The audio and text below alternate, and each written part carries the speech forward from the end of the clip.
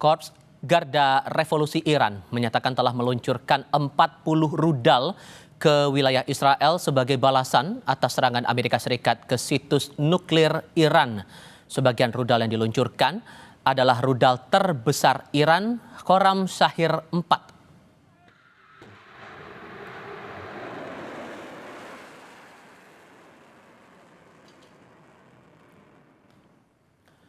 Iran menyatakan rudal Khorram Shahir 4 dapat membawa beberapa hulu ledak sekaligus. Iran mengklaim rudal presisi tinggi ini punya daya rusak yang dahsyat dengan jangkauan hingga 2.000 km dan bisa membawa hulu ledak seberat 1.500 kg. Juru bicara Garda Revolusi Islam Iran, Kolonel Iman Tajik menyebut rudal Khorram Shahir 4 ini juga baru dipakai perdana dalam perang kali ini.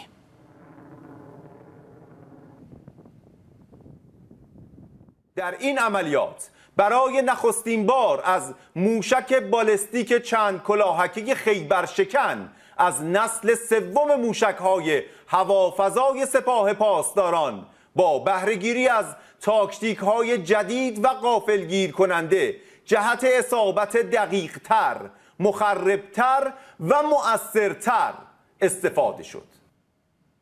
Menteri Luar Negeri Iran Abbas Araghchi mengutuk serangan Amerika Serikat terhadap 3 fasilitas utama nuklir negara itu.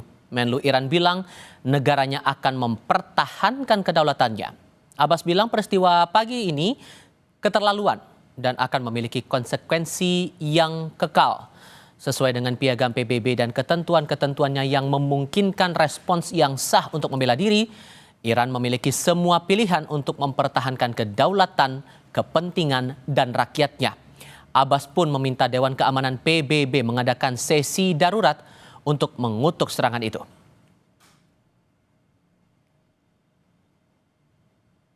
Iran's peaceful nuclear facilities.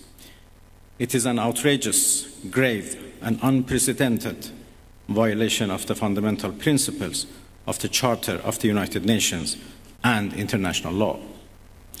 The warmongering and lawless administration in Washington is solely and fully responsible for the dangerous consequences and far-reaching implications of its act of aggression. In accordance with the UN Charter and its provisions allowing a legitimate response in self-defense, Iran reserves all options to defend its security, interests, and people. Menlu Iran Abbas Araghchi pernah mengingatkan akan sangat berbahaya bagi semua pihak jika Amerika Serikat bergabung dalam agresi Israel. Kementerian Luar Negeri Iran juga mengklaim Amerika Serikat yang di tengah-tengah proses diplomatik yang mengkhianati diplomasi. As everybody knows, we were in the middle of negotiations with the United States, and we were supposed to meet for the 6th round on 15 June. Then all of a sudden, Israelis decided to attack us on 13, only 2 days before the negotiations. It is obvious that they are against diplomacy. It is obvious that they don't want, a peaceful, settlement of this issue. Presiden Amerika Serikat Donald Trump mengonfirmasi serangan terhadap 3 situs nuklir Iran di Fordow, Natanz, dan Isfahan. Presiden Trump mengatakan serangan mendatang terhadap Iran akan jauh lebih besar jika tidak ada kesepakatan damai. Trump juga berterima kasih kepada Perdana Menteri Israel Benjamin Netanyahu karena sudah bekerja sama sebagai tim. Tonight I can report to the world that the strikes were a spectacular military success. Iran's key nuclear enrichment facilities have been completely and totally obliterated. Iran, the bully of the Middle East, must now make peace. If they do not, future attacks will be far greater and a lot easier. I want to thank and congratulate Prime Minister Bibi Netanyahu. We worked as a team like perhaps no team has ever worked before. Perdana Menteri Israel Benjamin Netanyahu merespons langkah Amerika Serikat yang ikut menyerang Iran sebagai keputusan berani. Netanyahu menyinggung Trump menunjukkan kekuatan yang dinilainya bisa mengubah sejarah.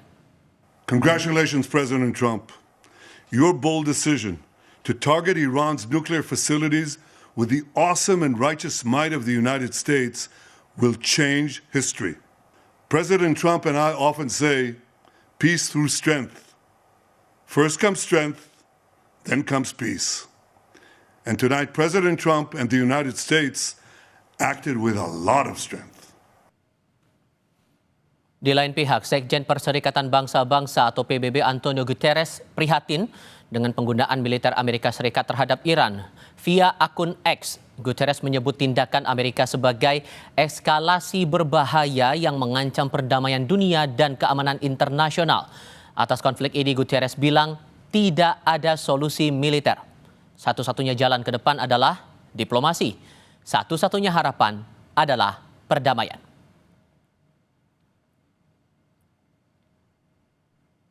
Amerika Serikat pada Minggu pagi menyerang 3 situs nuklir di Iran. 3 situs nuklir itu berada di 3 kota yang berbeda, Natanz, Fordow, dan Isfahan. Situs di kota Natanz yang berlokasi 250 km dari Teheran merupakan fasilitas pengayaan uranium terbesar Iran. Situs nuklir Fordow yang posisinya di dekat kota Qum merupakan fasilitas yang paling dirahasiakan Iran dan berada di dalam tanah. Sementara situs di kota Isfahan merupakan lokasi pusat penelitian nuklir Iran.